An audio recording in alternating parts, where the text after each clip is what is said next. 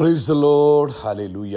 സ്തോത്രം സ്തോത്രം സ്തോത്രം സ്തോത്രം സ്തോത്രം. കർത്താവിൻ്റെ അതിപരിശുദ്ധമായ തിരുനാമം ഈ അനുഗ്രഹിക്കപ്പെട്ട പ്രഭാതത്തിൽ വാഴ്ത്തപ്പെടുമാറാകട്ടെ. പ്രിയപ്പെട്ട ദൈവമക്കളെ, നമുക്ക് ഒരുമിച്ച് 2026 ഫെബ്രുവരി മാസം 5-ാം തീയതി ഹല്ലേലൂയ വ്യാഴാഴ്ച പ്രഭാതത്തിൽ കർത്താവിനെ ആരാധിക്കുവാൻ, കർത്താവിനെ സ്തുതിക്കുവാൻ നമ്മുടെ സ്വർഗീയ പിതാവ് നമുക്കൊരുക്കി തന്നിരിക്കുന്ന നല്ല സമയത്തിനായിട്ട് നമുക്ക് നന്ദിയോടെ സ്തോത്രം ചെയ്യാം. കൈകളെയൊക്കെ ഒന്ന് ഉയർത്തിയിട്ട് കർത്താവിന് സ്തോത്രം പറഞ്ഞ് സ്തോത്രം സ്തോത്രം സ്തോത്രം സ്തോത്രം സ്തോത്രം. കഴിഞ്ഞ പകൽക്കാലം മുഴുവൻ നമ്മുടെ കർത്താവ് നമ്മളെ കാത്തു പരിപാലിച്ചില്ലേ? കാരണം ഉയർത്തി പിടിച്ചുകൊണ്ട് കർത്താവിനോട് പറയാം, കർത്താവെ, കഴിഞ്ഞ പകൽക്കാലം ഞങ്ങളെ കാത്തു പരിപാലിച്ചതിനായിട്ട് സ്തോത്രം സ്തോത്രം സ്തോത്രം സ്തോത്രം. രാത്രികാലം നല്ല ഉറക്കം തന്നതിനായിട്ട് സ്തോത്രം സ്തോത്രം സ്തോത്രം സ്തോത്രം. ആരോഗ്യത്തോടെ സൗഖ്യത്തോടെ അവൾ ഞങ്ങളെ ഉണർത്തിയിരിക്കുന്ന ദൈവകൃപയ്ക്കായിട്ട് സ്തോത്രം സ്തോത്രം സ്തോത്രം സ്തോത്രം സ്തോത്രം.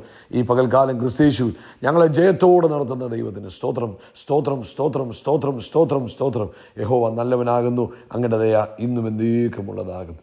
ഞങ്ങളുടെ കർത്താവ് നല്ലവനാകുന്നു, കർത്താവിൻ്റെ ദയ ഇന്നും എന്നേക്കുമുള്ളതാകുന്നു. ഈ പ്രഭാതത്തിൽ സന്തോഷത്തോടെ കർത്താവിനെ ആരാധിച്ചാട്ടെ. മൗനമായിരിക്കൽ എല്ലാവരും അല്പസമയം കർത്താവിനെ ഒന്ന് സ്തോത്രം പറഞ്ഞ് നിങ്ങളുടെ ജീവിതത്തിൽ ചെയ്ത നന്മകളെ ഒന്ന് ഓർത്ത് ഈ ഫെബ്രുവരി മാസത്തിൻ്റെ 5-ാം ദിവസത്തിൽ നിൽക്കുമ്പോൾ കഴിഞ്ഞ 4 ദിവസങ്ങൾ അത്ഭുതമായി നടത്തിയതിന്, ആവശ്യങ്ങളിൽ കൂട്ടായിട്ടിരുന്നതിന്, അമ്മേൻ കൈപിടിച്ച് നടത്തിയതിന് ഒക്കെ കർത്താവിന് ഒന്ന് സ്തോത്രം പറഞ്ഞ് നമ്മുടെ വശത്ത് 1000 വീണപ്പോഴും നമ്മുടെ വലതുവശത്ത് 10,000 വീണു. അതിൻ്റെ അർത്ഥം ഇത്രയേ ഉള്ളൂ, പല വിധത്തിലുള്ള വിഷയങ്ങൾ നമ്മൾ കണ്ടു, എന്നാൽ അതൊന്നും നമ്മളെ തൊടുവാൻ അനുവദിക്കാതെ കർത്താവ് നമ്മളെ സംരക്ഷിച്ച കർത്താവിൻ്റെ കൃപകൾക്കായിട്ട് കർത്താവിന് നന്ദിയോടെ സ്തോത്രം പറഞ്ഞാണ്ട് ആ കാര്യങ്ങളെ ഉയർത്തി പറ, കർത്താവേ നന്ദിയോടെ സ്തോത്രം. അങ്ങയുടെ ചിറകിൻ്റെ മറവിൽ ഞങ്ങളെ മറച്ചതിനായിട്ട് സ്തോത്രം.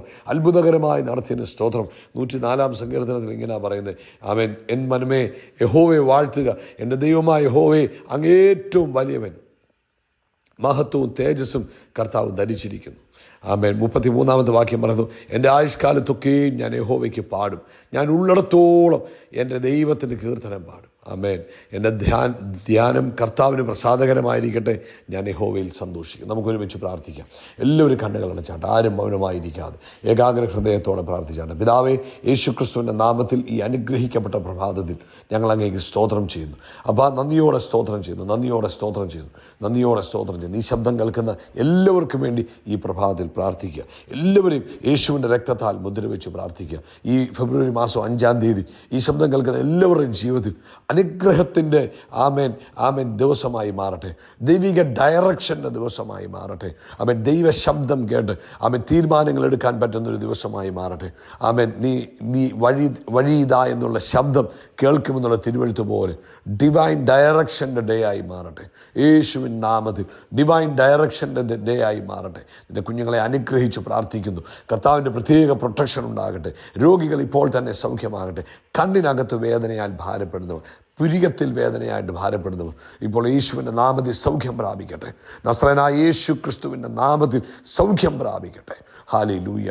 അത്ഭുതങ്ങളുടെ ദൈവമേ, ഇന്ന് പ്രഭാതത്തിൽ ആമേൻ കണ്ണിൻ്റെ മേൽ, പുരികത്തിൻ്റെ മേലൊക്കെ ദൈവിക അത്ഭുതം സംഭവിക്കുന്നതിനായിട്ട് സ്തോത്രം ചെയ്യുന്നു.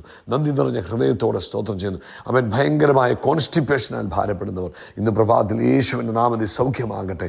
ആമേൻ. ഡൈജഷൻ പ്രോപ്പറായി നടക്കട്ടെ. ആമേൻ. ആമേൻ. വയറിനകത്ത് ആമേൻ നടക്കേണ്ട ഫംഗ്ഷനുകൾ യേശു ക്രിസ്തുവിൻ്റെ നാമത്തിൽ പെർഫെക്റ്റായിട്ട് നടക്കട്ടെ. ആമേൻ. യേശു ക്രിസ്തുവിൻ്റെ നാമത്തിൽ അത്ഭുതകരമായ സൗഖ്യങ്ങൾ തൻ്റെ കുഞ്ഞുങ്ങളുടെ മേൽ ഉണ്ടാകുന്നതിനായിട്ട് സ്തോത്രം. കർത്താവേ, ഇന്ന് ഇൻ്റർവ്യൂ അറ്റൻഡ് ചെയ്യുന്ന പ്രിയപ്പെട്ടവർക്കായിട്ട് പ്രാർത്ഥിക്കുന്നു. ഇന്ന് ചില വാതിലുകളിൽ മുട്ടുന്നു. തൻ്റെ ജോലിയുടെ ആവശ്യത്തോടുള്ള ബന്ധത്തിൽ, ചില ഡോക്യുമെൻസിൻ്റെ ആവശ്യത്തോടുള്ള ബന്ധത്തിൽ ഇന്ന് ചില ഓഫീസുകളിൽ കയറുന്ന തൻ്റെ മക്കൾക്കായിട്ട് പ്രാർത്ഥിക്കുന്നു. യേശുവിൻ നാമത്തിൽ ഒരു മിറക്കിൾ അവിടെ സംഭവിക്കട്ടെ. യേശുവിൻ നാമത്തിൽ ഒരു മിറക്കിൾ അവിടെ സംഭവിക്കട്ടെ. കർത്താവെ, അവർ ചെല്ലുന്ന അധികാരികൾക്ക് അവരോട് പ്രത്യേകമായ ആമേൻ ഫേവർ തോന്നത്തക്കൊണ്ട് ദൈവിക ഇടപെടൽ ഉണ്ടാകണമേ എന്ന് പ്രാർത്ഥിക്കുന്നു. അതുപോലെ കർത്താവെ, ഇന്ന് പ്രഭാതത്തിൽ ഞങ്ങൾ ഒരുമിച്ച് പ്രാർത്ഥിക്കുന്നു. വിവാഹപ്രായമായ കുഞ്ഞുങ്ങൾക്ക് വേണ്ടി ഞങ്ങൾ പ്രാർത്ഥിക്കുന്നു. അപ്പാ, യേശുവിൻ്റെ നാമത്തിൽ തക്കതായ ആലോചനകൾ യേശു ക്രിസ്തുവിൻ്റെ നാമത്തിൽ അവരുടെ ജീവിതത്തിൽ വരട്ടെ.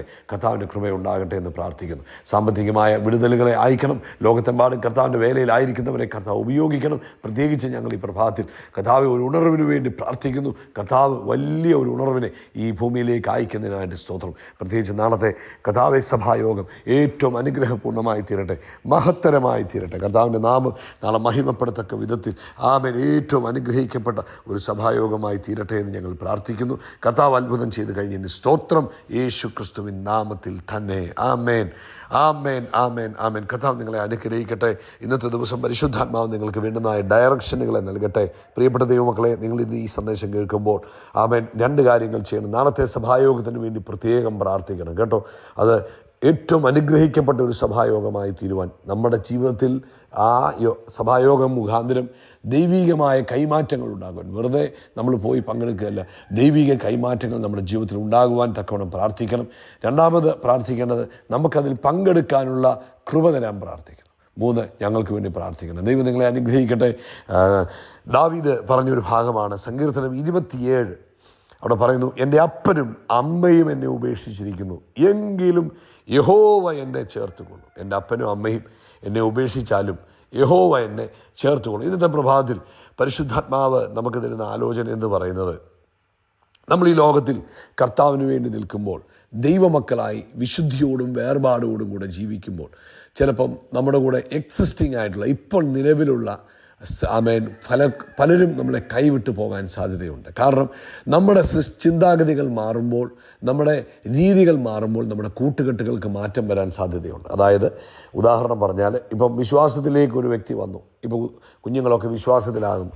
അവർ വിശ്വാസത്തിൽ വന്നു കഴിയുമ്പോൾ, കർത്താവുമായിട്ടുള്ള ബന്ധത്തിൽ വരുമ്പോൾ അവരുടെ ജീവിതത്തിൽ മാറ്റങ്ങൾ വരും. നേരത്തെ അവർ സിനിമയ്ക്ക് പോകുമായിരുന്നു, അപ്പോൾ ഇപ്പോൾ അവർ സിനിമയ്ക്ക് പോകുന്നില്ല. അപ്പോൾ സിനിമയ്ക്ക് പോകാൻ വിളിക്കുമ്പോൾ കൂട്ടുകാരുടെ നമുക്ക് സിനിമയ്ക്ക് പോകാമെന്ന് പറയുമ്പോൾ സിനിമയ്ക്ക് പോകാൻ ആളില്ലാതെ വരുമ്പോൾ, എന്നാൽ ഇവൻ സിനിമയ്ക്ക് ചെല്ലാതാകുമ്പോൾ പതുക്കെ അകന്നു തുടങ്ങും, അല്ലെങ്കിൽ മറ്റ് കൂട്ടുകെട്ടുകൾ. അപ്പോൾ ഇവരുടെ സ്വഭാവം മാറുന്നതനുസരിച്ച് എന്തുവഴി ആളുകൾ പലരും ഇവരിൽ നിന്ന് അകന്നു പോകാൻ തുടങ്ങും. ചിലപ്പം കർത്താവിനെ കണ്ടതിൻ്റെ പേരിൽ ബന്ധുക്കളാകുന്നു പോയെന്നിരിക്കും, പ്രിയപ്പെട്ടവരാകുന്നു പോയെന്നിരിക്കും. ദാവീദ് പറഞ്ഞ പോലെ എൻ്റെ അപ്പനും അമ്മയും എന്നെ കൈവിട്ടു.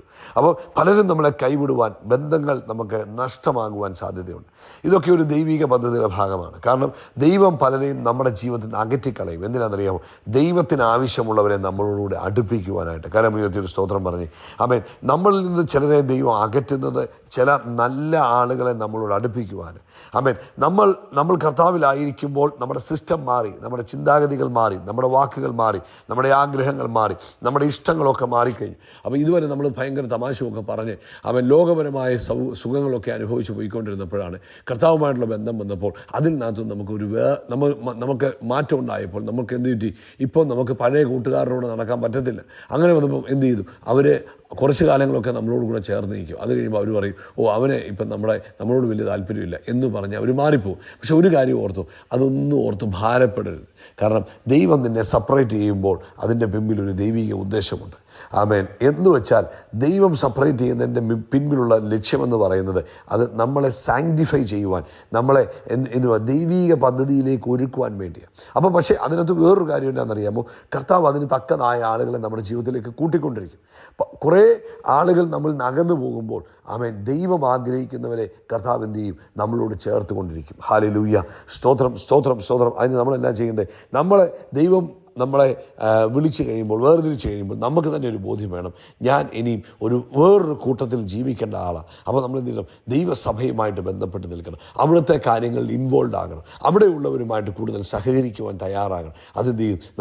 നമ്മളെക്കുറിച്ചുള്ള ദൈവിക പദ്ധതിയിലേക്ക് വേഗത്തിൽ എത്തിക്കുവാൻ കഴിയും. പലപ്പോഴും കുഞ്ഞുങ്ങൾക്കൊക്കെ പറ്റുന്ന പരാജയം എന്താണെന്ന് വെച്ചാൽ, അവർ രക്ഷയിൽ വന്നു, അത് കഴിഞ്ഞിട്ട് അവർ ദൈവസഭയിൽ വന്നാലും ആരോട് സഹകരണമില്ല.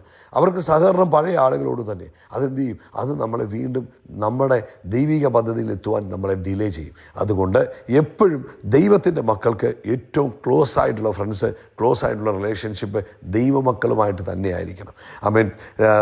2 തീമോഥെയോസിൻ്റെ ലേഖനം അതിൻ്റെ 4-ാം അധ്യായത്തിൻ്റെ 16, 17, 18 വാക്യങ്ങളിൽ അപ്പോസ്തലനായ പൗലോസ് ഇങ്ങനെ പറഞ്ഞു, എൻ്റെ 1-ാം പ്രതിവാദത്തിൽ ആരും എനിക്ക് തുണ നിന്നില്ല, എല്ലാവരും എന്നെ കൈവിട്ടു, അത് അവർക്ക് കണക്കിടാതിരിക്കട്ടെ. കൂടെ നിന്ന് എല്ലാവരും കൈവിട്ടു പോയി. പക്ഷേ പൗലോസ് അപ്പോസ്തലൻ പറയുക, അത് അവർക്ക് കണക്കിടാതിരിക്കട്ടെ. ഇനി അദ്ദേഹം പറഞ്ഞ വാക്ക് കേട്ടോ, കർത്താവോ എനിക്ക് തുണ തന്നു. അതാണ് നമ്മുടെ ബലമെന്ന് പറയും.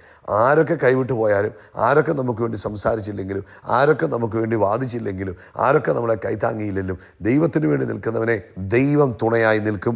കർത്താവ് അവന് വേണ്ടി സംസാരിക്കും, കർത്താവ് അവന് വേണ്ടി വാദിക്കും, കർത്താവ് അവനോട് എതിർത്ത് നിൽക്കുന്നതിനോട് കർത്താവ് എതിർത്ത് നിൽക്കും. എന്നിട്ട് കണ്ടോടെ, കർത്താവ് എനിക്ക് തുണ തന്നു, പ്രസംഗം എന്നെക്കൊണ്ട് നിവർത്തിപ്പാനും സകല ജാതികളും കേൾപ്പാനും ശക്തീകരിച്ചു. അങ്ങനെ ഞാൻ സിംഹത്തിൻ്റെ വായിൽ നിന്ന് രക്ഷപ്രാപിച്ചു. കർത്താവ് എന്നെ സകല ദുഷ്പ്രവൃത്തിയിൽ നിന്നും വിടുവിച്ച് തൻ്റെ സ്വർഗീയ രാജ്യത്തിനായി രക്ഷിക്കും.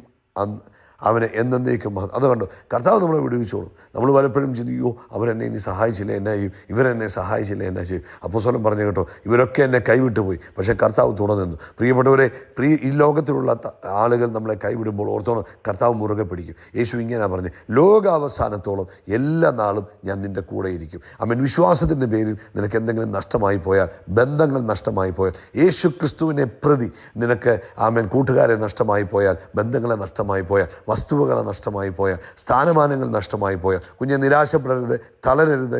യേശു പറയുന്നൊരു വാക്കിതാ, ഞാൻ ലോകാവസാനത്തോളം നിൻ്റെ കൂടെ ഇരിക്കും.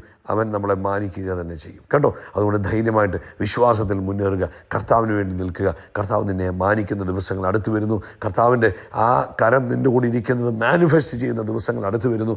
ജാതികൾ, ലോകം അത് കാണാൻ പോവുകയാണ്. നിൻ്റെ കൂടെ കർത്താവുണ്ട്, നീ കർത്താവിന് വേണ്ടി നിൽക്കുന്നവൻ എന്ന് കാണത്തക്കവണ്ണം ദൈവിക പ്രവൃത്തി നിങ്ങളുടെ ജീവിതത്തിൽ ഉണ്ടാകും കേട്ടോ. ധൈര്യമായിട്ട് മുന്നേറുക. കർത്താവ് നിങ്ങളെ അനുഗ്രഹിക്കട്ടെ. യേശു ക്രിസ്തുവിൻ്റെ നാമത്തിൽ അവൻ നമ്മുടെ തലയെ എണ്ണ കൊണ്ട് അഭിഷേകം ചെയ്യും. നമ്മുടെ പാനപാത്രം നിറഞ്ഞുകയും നന്മയും കരുണയും നമ്മുടെ ആയുഷ്കാലമൊക്കെ നമ്മളെ പിന്തുടരും. ബാലസിംഹങ്ങളും ഇരകിട്ടാതെ വിശന്നിരുന്നാലും കർത്താവിനെ അന്വേഷിക്കും, നമുക്ക് ഒരു നന്മയ്ക്കും കുറവ് വരികയില്ല. നമ്മൾ ആകാശത്തിലെ നക്ഷത്രങ്ങൾ പോലെ, കടൽക്കരയിലെ മണൽത്തരി പോലെ അത്യന്തം വർദ്ധിച്ചു വരും. We are blessed, we are really blessed, we are permanently blessed and highly favored. God bless you, God bless you, God bless you. പൗലോസ് പറഞ്ഞ സാക്ഷ്യം നിങ്ങളുടെ സാക്ഷ്യമാവും. എങ്കിൽ കർത്താവ് എനിക്ക് തുണ നിന്നു. That will be your testimony. God bless you, God bless you.